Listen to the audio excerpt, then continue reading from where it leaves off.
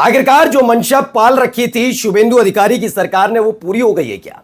क्योंकि पहले सांसद, फिर विधायक और फिर टीएमसी के पार्षदों का ताबड़तोड़ इस्तीफा, यहां तक कि प्रदेश अध्यक्ष जो है टीएमसी की, उन्होंने भी इस्तीफा दे दिया। ममता बनर्जी गुस्से में थी, लेकिन इन सब के बीच एक घटनाक्रम घटा। उस घटनाक्रम का के आड़ में आखिरकार ममता बनर्जी को हाउस अरेस्ट करा लिया गया। लेकिन क्या ममता बनर्जी इस पूरे घटनाक्रम के बाद भी शांत बैठी हैं? तो वही आज आपको खबर दिखाने जा रहा हूं। इस समय पश्चिम बंगाल की सियासत में बहुत बड़ा भूचाल आ रखा है। जनता बेहद नाराज चल रही है। टीएमसी की प्रमुख ममता बनर्जी को हाउस अरेस्ट किया गया। बेतहाशा वो सुरक्षाकर्मी जो एक वक्त में उनकी सुरक्षा में तैनात रहते थे और पूर्व मुख्यमंत्री होने के नाते उनकी सुरक्षा में तैनात भी रहने चाहिए थे, लेकिन उनको हटा लिया गया था। अब खबर निकल कर आई है कि ममता बनर्जी को हाउस अरेस्ट किया गया है। वजह क्या है? क्योंकि इससे पहले आपको हमने दिखाया कि अभिषेक बनर्जी को गिरफ्तार करना था। उसके लिए तो मध्य प्रदेश की कोर्ट ने भी कह दिया था कि जाइए गिरफ्तार कर लीजिएगा। लगातार रात में छापे पड़ रहे थे।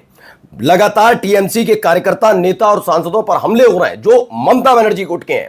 फिर भी ममता बनर्जी की सुरक्षा को हटा लिया और खबर आई थी कि ममता बनर्जी के घर के बाहर जो सीसीटीवी कैमरे हैं उस पर टेप चिपका दिया गया था। लेकिन ममता बनर्जी जिस तरीके से सरेंडर मोड में नजर नहीं आ रही थी, तो आखिरकार मौका मिल गया क्या? एक एक खबर आपको दिखाने जा रहा हूं, क्या वजह रही जिसके चलते ममता बनर्जी पर यह कार्रवाई की गई। नमस्कार, मैं हूं प्राजुबल गौतम और आप देख रहे हैं खबर चौक। सबको पता है कि जो पश्चिम बंगाल है वहां पर किस तरह की राजनीति चल रही है और क्या करने की कोशिश की जा रही है, सबको पता है कि ये छिपा हुआ नहीं है। लेकिन क्या सत्ता की आड़ में यह सब करना जायज माना जाएगा? यह सवाल इसलिए उठ रहा है क्योंकि ममता बनर्जी इसकी आशंका पहले भी जता चुकी थी और आपके अपने चैनल ने बताया था, आज नहीं कल, कल नहीं परसों, मैंने दो विकल्प भी बताए थे कि ममता बनर्जी अगर दोनों में से कुछ कर देती हैं तो यकीन मानकर चलिए कोई कार्रवाई उनके खिलाफ नहीं होगी। पहला ये, या तो वो अपनी पार्टी का स्वेच्छा से बीजेपी में विलय कर लें, या दूसरा ये कि बिल्कुल मायावती की टाइप यानी बीएसपी की टाइप राजनीति में सक्रिय रहे, पार्टी भी रहे, कैडर भी रहे, नेता भी रहे, तमाम चीजें, लेकिन ज्यादा हो अल्लाह ना करें। दोनों में से कुछ कर लें, यकीन मानकर चलिए सारी कार्रवाइयां ठंडे बस्ते में चली जाएंगी। लेकिन हो क्या रहा है जरा आप देखते चलिए। कुछ तस्वीरें, कुछ खबर निकल कर सामने आई हैं। पहले ये देखिए यहां क्या हो रहा है। यह भारी तादाद में पुलिस,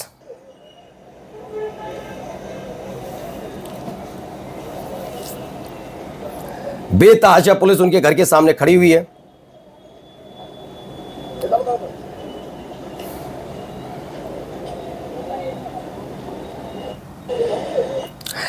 तो खबर है पश्चिम बंगाल में बीजेपी सरकार बने भी 2 महीने हुए होंगे। खबर आ रही कि बरुईपुर इलाके में 12 साल की नाबालिग लड़की का रेप के बाद हत्या कर शव तालाब में फेंक दिया गया था। यह एक बड़ा विभत्स घटना है। इस मामले में पुलिस ने आरोपी के साथ शांतनु मंडल नाम के एक अन्य आरोपी को हिरासत में लिया है। इसी मामले में बंगाल की पूर्व मुख्यमंत्री ममता बनर्जी पीड़ित परिवार से मिलने जाने वाली थी, लेकिन उन्हें हाउस अरेस्ट कर लिया गया। क्या यही डेमोक्रेसी है? सवाल ये नहीं है। सवाल इससे पहले यह है कि जितने पुलिसकर्मी और जितने सुरक्षाकर्मी आपको खड़े नजर आ रहे हैं, जितने भी, इनमें से कितने ऐसे थे जो सुरक्षा देना, जो पूर्व मुख्यमंत्री के नाते जो ममता बनर्जी का अधिकार भी है, जो सुरक्षा दी जानी थी वो सुरक्षा दी जा रही थी, है? कितने लोग थे? क्योंकि इससे पहले सुरक्षा उनकी हटा ली गई। लेकिन जब हाउस अरेस्ट करना होगा, ये पुलिस वालों पर समय भी मिल जाता है, केंद्रीय सुरक्षा बल को समय मिल जाता है, सब वहां पहुंच जाते हैं। आगे भी दिखाते हैं आपको। ये देखिए यहां पर सबकी तैनाती हो रही है। देखिए भारी तादाद में महिला पुलिसकर्मियों को भी भेजा गया है कि जाइए जाकर मोर्चा संभालिए। देखते जाइएगा। यहाँ महिला पुलिसकर्मी, सुरक्षाकर्मी जो केंद्रीय सुरक्षा बल, वो प्लस ये ममता बनर्जी की तस्वीर निकल कर आई जब वो जाने के लिए तैयार बैठी थी, लेकिन उनको रोक दिया गया। ये देखिए उनके साथ तमाम उनका जो प्रतिनिधिमंडल शायद मुलाकात करने जा रहा था वो यहाँ पर मौजूद है, ये भी यहीं बैठे रह गए। ये देखिए ये भी, तो तमाम चीज़ें, तस्वीरें निकल कर सामने आई हैं। इसमें जो कहा जा रहा है वो ये कि चेयरपर्सन ममता बनर्जी, तृणमूल कांग्रेस ने ही इस पर आवाज़ उठाई है कि जो हो रहा है वहाँ पर। उन्होंने जो लिखा अंग्रेजी में वो हिंदी में बता देता हूँ आपको।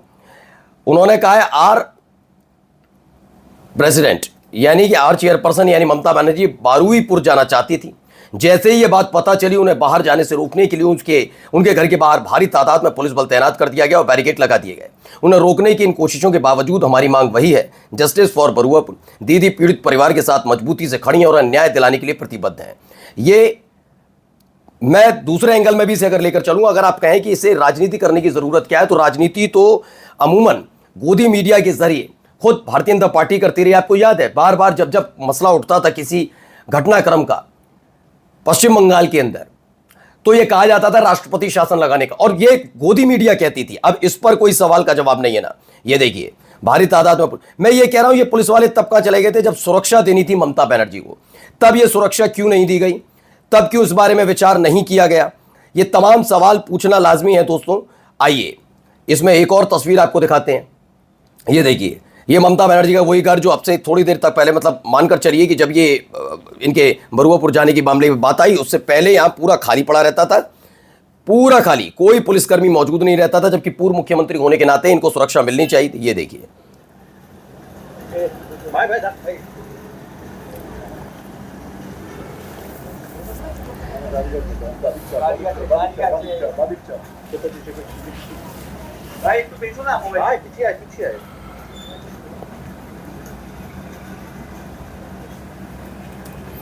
तो भारी तादाद में पुलिस वाले हैं जो पहुंच रहे हैं, और मेरा तो सवाल यही है कि तब कहां चले गए जब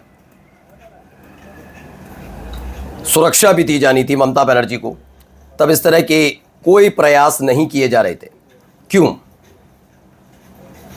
तो ये पुलिसकर्मी वहां पहुंचे हैं।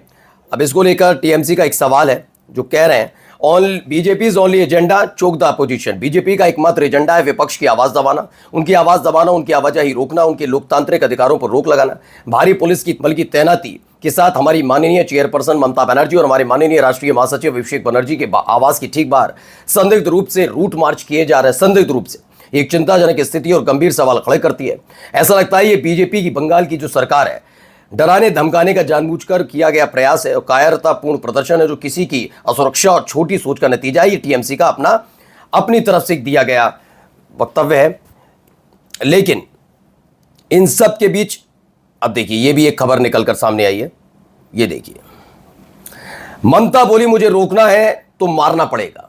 गद्दारी की भी सीमा होती है, बागी नेताओं की कुछ चुनौती हिम्मत है तो भाजपा में शामिल हो जाओ। दरअसल एक के बाद एक जो घटनाक्रम घट रहे हैं वो प्लस इस वाले मामले में देखने को मिला क्लियर तौर पर कि ममता बनर्जी को रोकने की कोशिश की जाती है। मैं ये नहीं कह रहा हूं कि ये केवल पश्चिम बंगाल में हो रहा है, इससे पहले आपने उत्तर प्रदेश में भी देखा होगा, जहां जहां विपक्ष के नेता कहीं जाना चाहते हैं किसी घटनाक्रम में, उनको इसी तरीके से रोका जाता है। और ये घटनाक्रम पहले भी कई बार घट चुके हैं। और इन घटनाक्रमों के बीच अगर आप जाकर देखेंगे तो ममता बनर्जी की का ये कहना कि उनकी आवाज को दबाया जा रहा है गलत नहीं। पहले सांसद, विधायक, पार्षद बागी हो जाए, उसके बाद ये घटनाक्रम घटता हुआ नजर आए तो सवाल उठना तो लाजमी है ही। लेकिन इन सब के बीच फिर एक सवाल उठता है कि आप आवाज कैसे दबा सकते हैं? ममता बनर्जी के सामने मैंने पहले भी कहा दो विकल्प हैं, या तो बीजेपी में शामिल हो जाओ, विलय कर लो पार्टी का, या फिर सरेंडर मोड में आ जाओ, तभी ये कार्रवाई रोक पाएंगी। लेकिन ये एक बता दूं, ये लोकतंत्र के लिए घातक है। नमस्कार।